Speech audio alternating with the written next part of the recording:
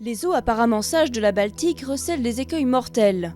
Des milliers d'épaves reposent dans ces fonds sous-marins et certaines abritent des trésors insoupçonnables. Au large de l'archipel finlandais d'Åland, des plongeurs ont retrouvé l'été dernier les restes d'un bateau.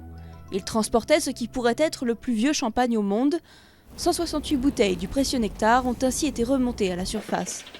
Leur âge, pas loin de 200 ans. Le plongeur local Christian Ekstrema a eu le privilège de ramener la première bouteille. Et il n'a pas fait de manière. On l'a bu, immédiatement sur le pont. J'ai ouvert la bouteille et j'ai été le premier à boire au goulot. Après, on a mis plus de forme et on a bu avec un gobelet en plastique. Mercredi, c'était au tour des œnologues de siroter une gorgée de ce champagne des océans. 2 bouteilles ont été ouvertes et soumises à leur palais. Pour le Suédois Richard Gullin, le froid et l'obscurité des fonds marins ont permis au champagne d'Åland de conserver toute sa saveur.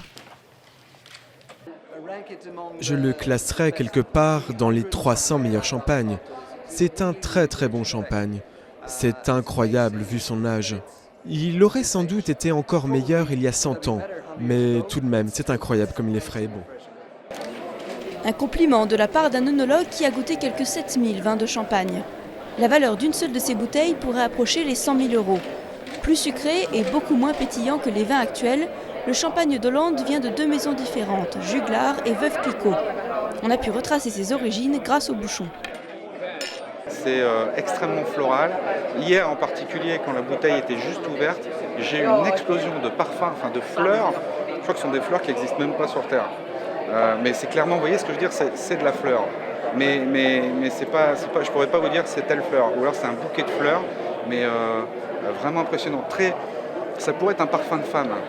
Le gouvernement autonome d'Åland a pour le moment décidé de léguer 5 bouteilles au musée local. 2 autres devraient bientôt être mises aux enchères. Avis aux amateurs fortunés.